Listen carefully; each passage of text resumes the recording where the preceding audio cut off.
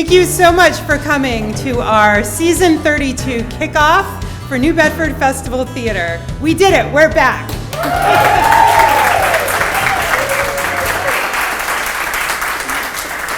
It's really encouraging and very emotional to be back. I know our actors and crew were really having, all the feelings being back on stage and doing what we love to do in our jobs, what we're trained for, after almost 2 years of being on hiatus. And we're obviously so excited to be back in our home, the Zeiterion Performing Arts Center, where we are the resident theater company. So let's hear it for the Z being open.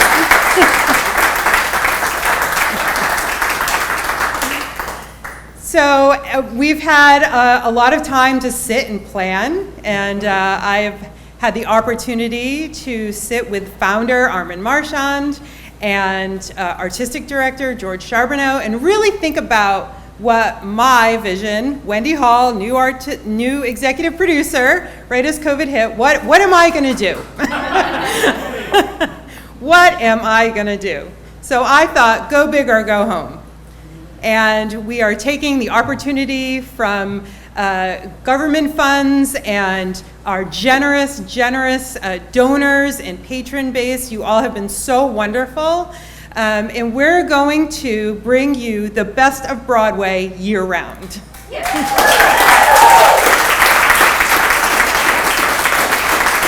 We want to continue our mission of being a leading producer of music theater in this area.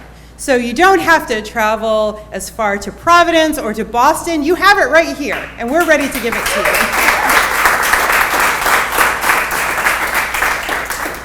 So our season starts small and goes big because, of course, we wanted to make sure we were doing it right. We were doing it safely for our patrons, for our staff. So tonight, we open with a musical, The Last 5 Years, which is a two-person musical by Jason Robert Brown. It's kind of a cult classic.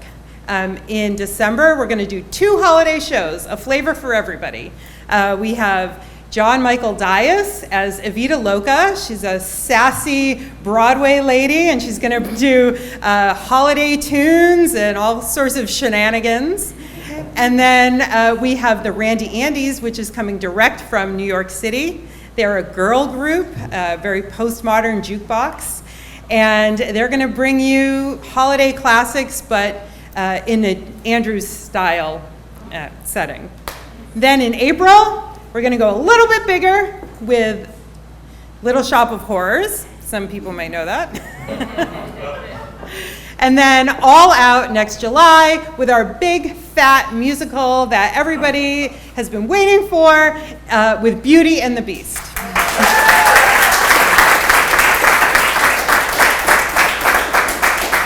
So I wouldn't be standing here without the support of some very important people, and I'm really excited that they have agreed to come and speak on the behalf of New Bedford Festival Theater and our Season 32 Kickoff. And with that, I would love to introduce you the Honorable Jon Mitchell. I don't know, Wendy. I don't think I can top that. There's not much to add there. I just so thank you. That was really inspiring, and it's really nice to see everybody out, isn't it? I mean, mask or no mask, and you guys have some really stylish masks. So some really interesting looks tonight. Caroline Canzati is here from the Art Museum, the chair of the Art Museum, and we just had an event right across the street at the CVPA, and I'll you humor me because I'm going to say a few things that apply to New Bedford Festival Theater and the Z with equal force tonight. But one is just that we're getting over the hump of the pandemic. Still a little ways to go. Everybody, tell your friends who aren't vaccinated that you care a lot about them, and they really need to think hard about that. But it also is a time of tremendous opportunity for the city. And it's a time when there's a lot of pent-up energy. There's a lot of plans in place. There's been a lot of stuff in the works for a while. and there's a considerable amount of resources. And so, folks like Tony Cabral and I have been thinking about, like, so how do these investments work? How do we activate the energy that's there? And so part of that answer is you activate it by putting it in the hands of folks who are going to make things happen, and to build institutions and build heft in the city. You mentioned, like, Wendy, the options in Providence and Boston, and I will say this. One of the things that we have tried to promote and evangelize in my time in office here in the last almost decade now, is the notion that New Bedford is a real city. We're not just like one of a series of equivalent municipalities along the southern coastline of Massachusetts. We're not some industrial town. It is a real city, and what that implies is self-sufficiency, and what that means is that you control your own destiny. You have and you operate as a team. You're this organic thing, and it doesn't work unless you have strong institutions. And so the fact that the record of New Bedford Festival Theater speaks for itself. It's a record of excellence, and it is the torch has been passed. As much as these two guys hang around all the time, the torch has definitively been passed. And Wendy, the ambition that you just expressed is so inspiring, and it's exactly the right thing to do. Let's go big, and that's how institutions are built. That's how cities are built.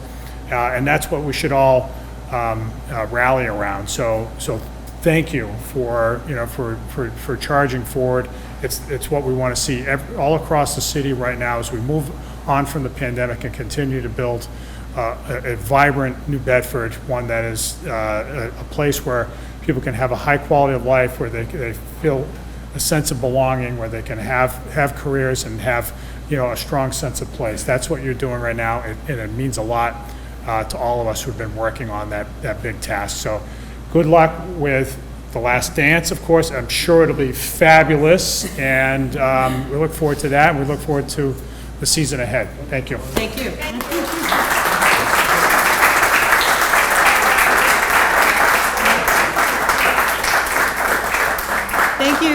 Thank you so much. Without giving anything away, I will say that in the next few years, I have started hatching a very big plan. And while it's still in the works, we are looking to do a citywide cultural project to involve many facets of the city, and look forward to, as we plan and put things in place, sharing it with all of you. But we've got big things, not only for this year, but in years ahead. And with that, I have the distinct pleasure of introducing my predecessor, the founder, the man whose shoulders I stand on as executive producer, Armin Marchand.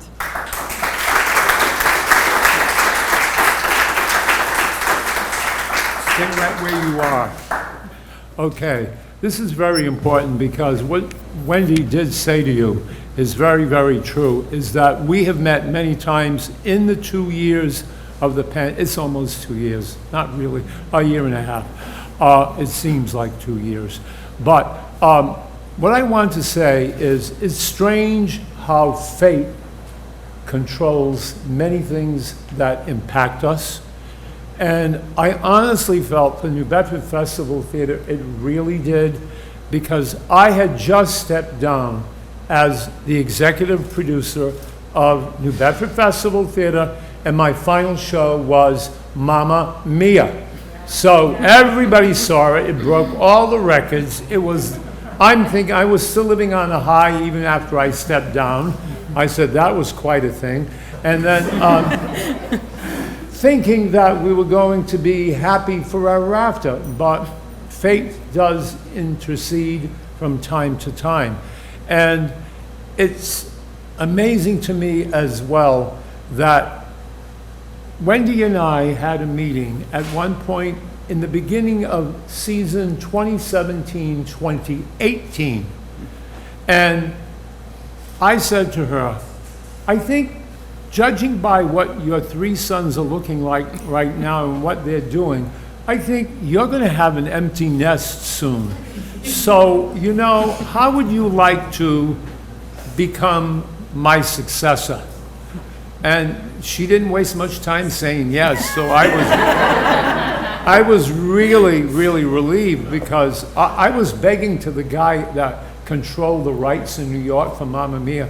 I said, you got to understand. I said, I cannot retire until I do Mamma Mia, because it's going to take me out on a big success.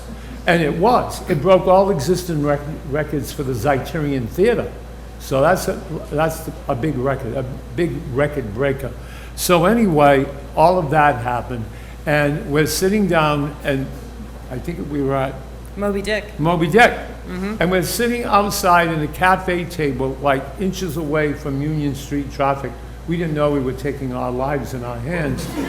Not only that, have you ever sat in one of those seats there? It's better to eat on the side, but not there, but I took advantage of it. I decided to tell her all the things that were going to be part of her contract, which I didn't think she would be fond of, and I thought it was going to take more time negotiating this. And I don't think she really heard it, because the rumble of the traffic on those cobblestones is beyond belief, deafening. So anyway, here we are, and I was very fortunate through all of my years, both at New Bedford High School and the years of festival theater. I never, ever had to cancel a show. Never, ever had to postpone a show. So that being said, you know, what we've all been through because of the pandemic. And so it's a strange thing. It kind of divided what our decision-making was right from the beginning. She could not, I've told Wendy, I am the 20th century producer. You're the 21st century producer. And everything she did throughout the pandemic to do some kind of program to keep us in the public mind happened because of Wendy, not I. I don't know how to do that. There are things I do not know how to do. One of them is I do not know how to produce a two-person show. What? Don't you have to have like 16 chorus girls tap dancing and a leading man who's going to sing and break your heart at some point during the show? And isn't it going to be like unbelievable? Well, not quite when you're working during a pandemic. And Wendy proved all the wonderful things. She knew how to do a virtual production.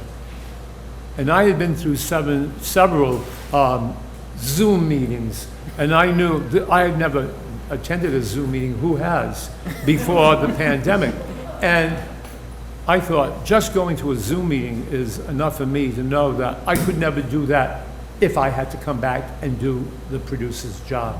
So we look at each other and say, this is it. This is a normal fit in that I did it, now it's your turn to do it. So Wendy, I'm going to say to you that I wish you every single best wish for success, for happiness as being a producer. You've got to be happy. And I know several times you have talked about sometimes it can be very difficult. And the interesting thing though, folks, what I told Wendy, always keep this in your mind. You are working in show business.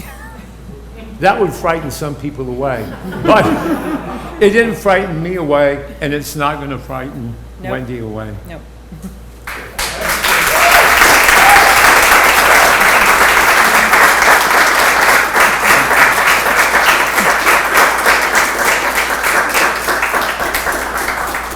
Some of you might know that I went to New Bedford High School. I graduated in 1990. I grew up in Acushnet, and I chose New Bedford High School because I thought that was next stop Broadway.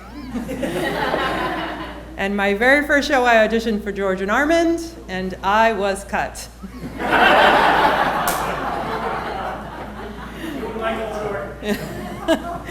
It took 3 shows for them to actually cast me. And I appreciate every opportunity that they have given me.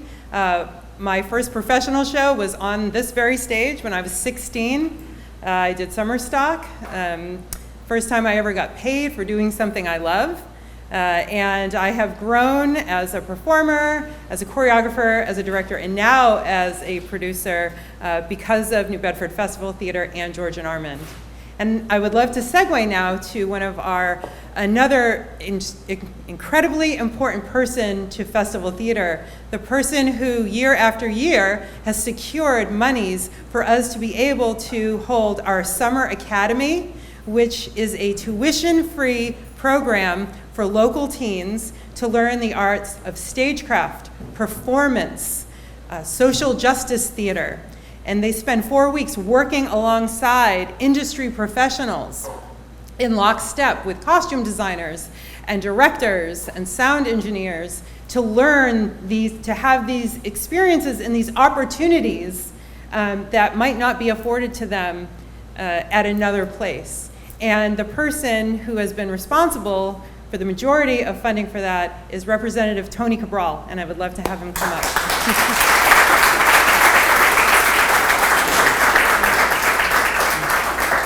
Thank you, Wendy. On my way here, I wanted my wife and my daughter to come, but they were too busy doing something else because they love being here and they love being part of the whole New Bedford Festival Theater season.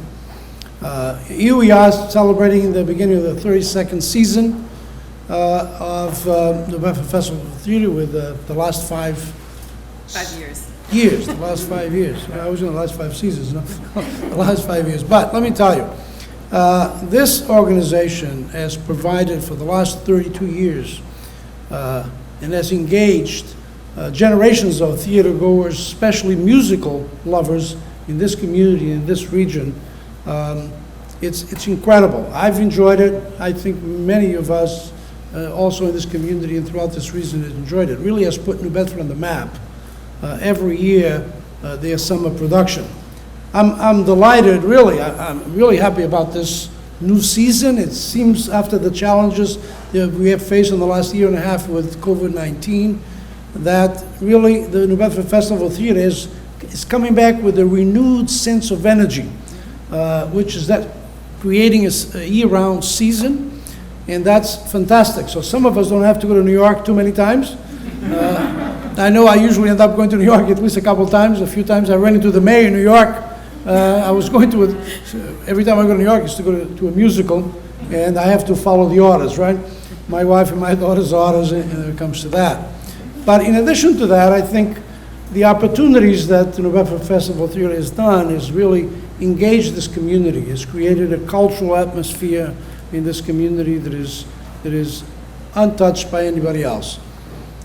This idea of having an apprenticeship or an academy in the summer is something that excited me many years ago, to really involve high school students from New Bedford and from the region in a way to really interact, as Wendy said, with professionals in this business. They can learn skills, and perhaps it can light that little fire under them that maybe they want to be on stage as well someday. And that's what this is all about, besides enjoying musicals, enjoying the various activities that the New Bedford Festival Theater puts together. So I think we are incredibly lucky in New Bedford. This is an organization that really stimulates and enriches our cultural experiences in the city and in the region. It really has engaged generations in this community around musicals and around theater going. And that has, at the same time, not only has enriched us culturally, has enriched us economically. It is an economic driver. Every time the New Bedford Festival Theater has an event, not only about them as an organization, not only about the jobs that they produce on stage and off stage, but also the effect that it has, especially in the city, in particular the downtown area. You see all the business in this area really engaged as well, and see so many folks come through because of the New Bedford Festival Theater. So, to you, congratulations, Wendy. I'm excited. She's going to do this thing year-round? Harmony, year-round. I'm impressed. We are here to support you. We are here to work with you to make sure this season is successful and future seasons are successful and the Academy program continues. We have two high school students here from New Bedford that were part of the last Academy. McKenna and Lily Marie.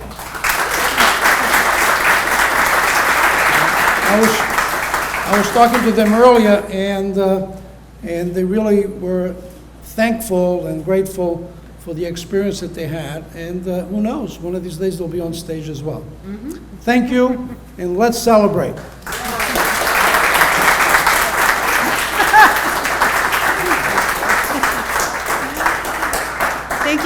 Thank you so much, and thank you for pointing out McKenna and Lily Marie. They are two current New Bedford High School students who have both participated in the Summer Academy over the past 2 years, and I'd like to give them a little round of applause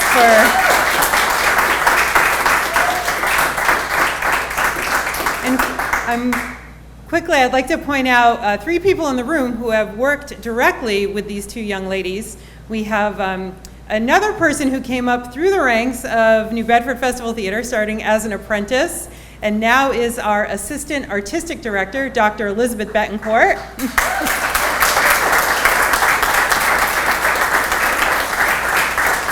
Liz is also an adjunct professor at Bristol Community College, and she is working really very diligently with David Ledoux to strengthen our relationship with BCC in terms of internships and year-round opportunities for young theater students. We also have Dr. Andrew Austin.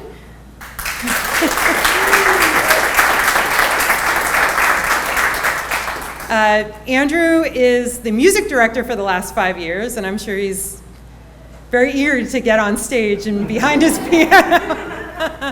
A few days ago, he participated in a Q&A with New Bedford High School Orchestra, Band, and Drama School students on his experiences as a professional music director and a composer.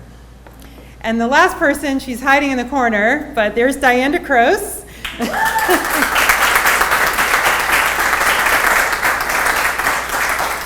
Diane is a Broadway and national tour veteran of Les Miserables. Some of you have heard of it. And she has also worked in several colleges, including Emerson College in Boston. And she not only has directed this show, but she has worked with a music theater workshop, and McKenna was involved in that, where they learned performance and song technique and acting. So we're really happy to have them. And then, I know this next speaker is dying to come up here. So next we have Margot Saulnier, who is the creative arts strategist for the NBEDC. And through Margot's work with the grant Wicked Cool Places, we were able to conduct the workshop that Lily Marie was a part of this summer, which was a social justice piece. Margot?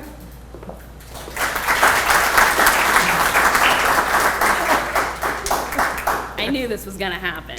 I need to demand, what do the actors use when they step up on the platform? soapbox? Yeah. Thank There you go.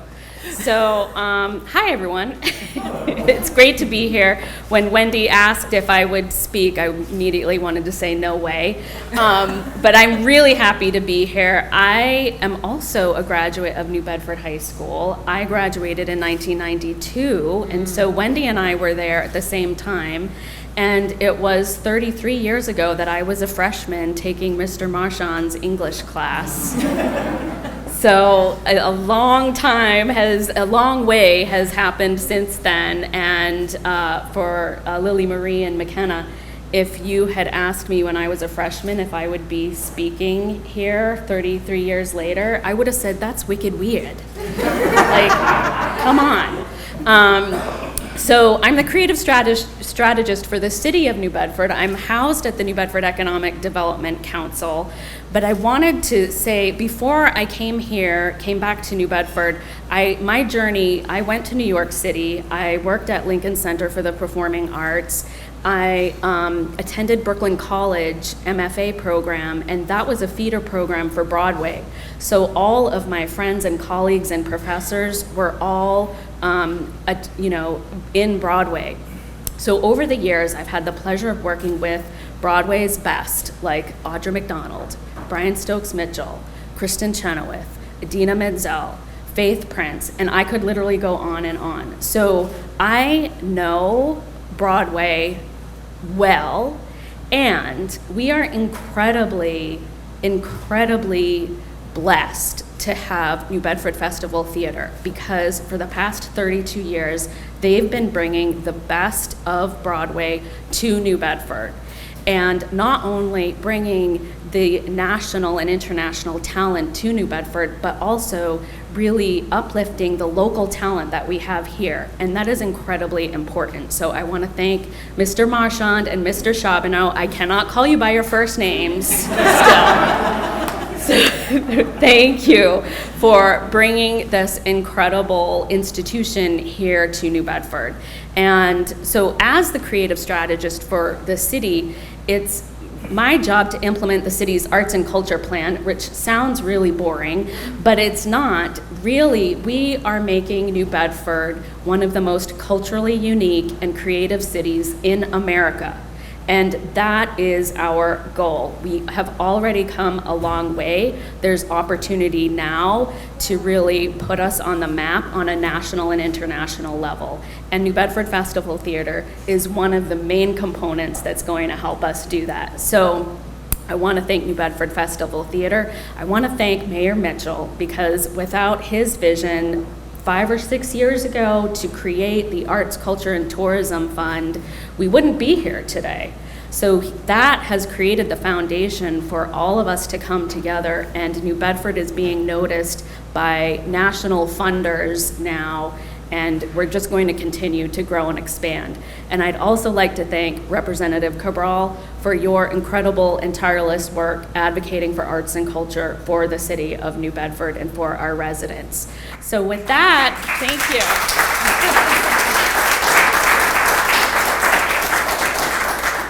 So I was originally going to introduce the mayor, but since where am I sending this to? Yeah. Send it to me. All right, here's Wendy.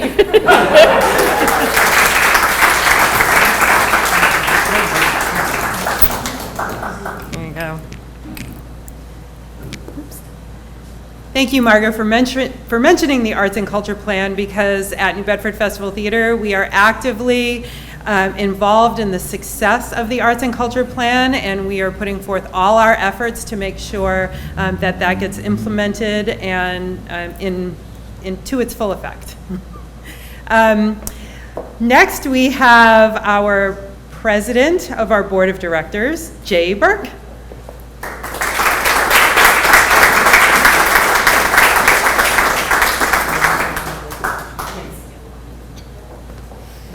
Hi, as Wendy mentioned, I am the president of New Bedford Festival Theater's Board of Directors, and that leaves me with the extremely important task of asking you to make your way to the bar and get your champagne for the champagne toast, which will be given in just a few minutes. I would like to thank especially the patrons for the last 32 years of New Bedford Festival Theater. The patrons make the theater. If they're not there, we have nothing to do. And we have been blessed for many, many years with patrons who continue to support us. They may not like everything we do, although I think most of the time they're pretty pleased. This new venture that we're doing right now is, I would say we're working in baby steps, and we're getting a lot of help. And I would like to thank the creatives and the administration of New Bedford Festival Theater. The board has been sort of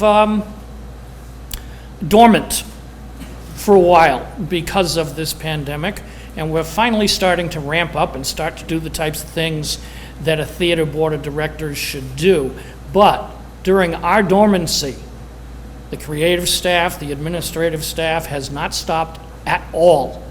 And they have gone in new directions with online and virtual performances, new directions under the leadership of Dr. Betancourt in our educational services, and obviously the newest direction of going to a full season of theater. There are a lot of people to thank for that. I won't do it by name because I'm old and I'll forget them, but just put it down to our creative staff and our administrative staff. They've done a marvelous job. So, head to the bar, get your champagne, and Wendy will introduce our Toastmaster. Yes, yes. So everyone help yourself to a glass of champagne while our last but absolutely not least, George Charbonneau. Eat something. Oh, yeah.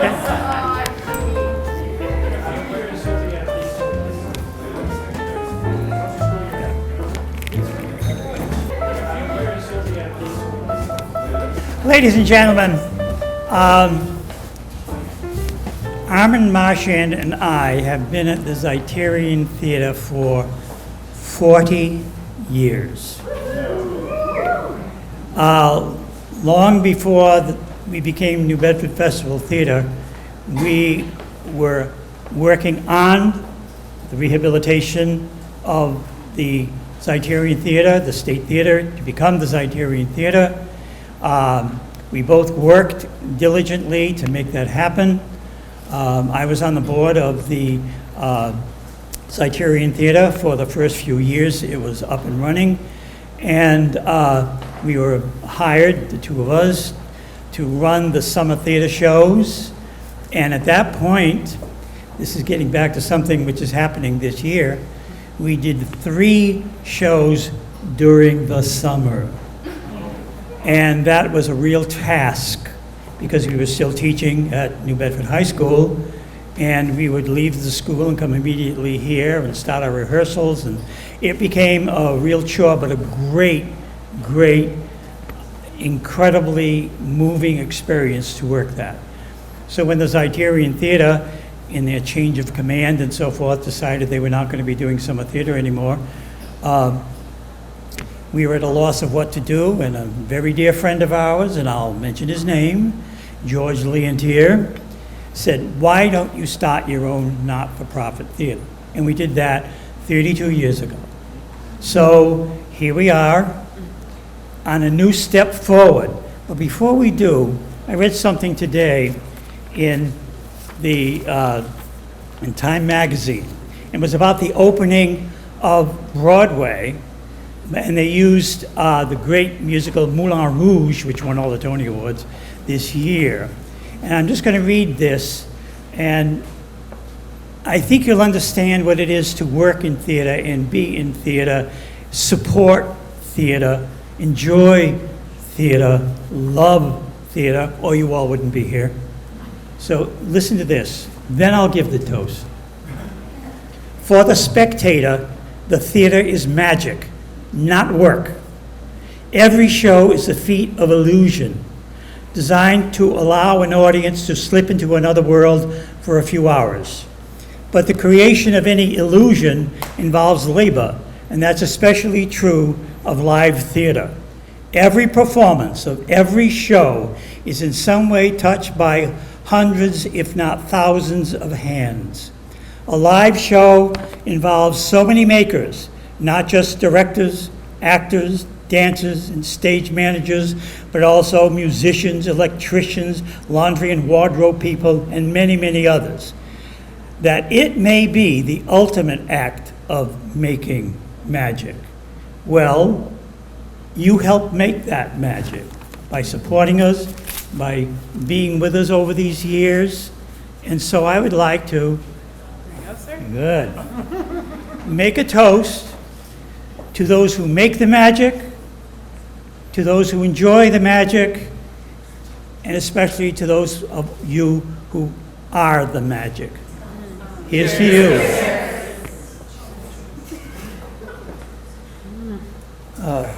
Very good. Thank you.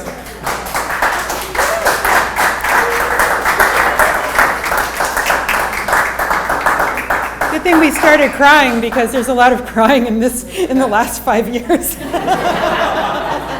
Everybody's got it, everybody's getting ready. I want to thank you all for coming. I want to thank you all for supporting us. We have a really, really exciting year ahead of us, and I look forward to bringing the best of Broadway to you year-round.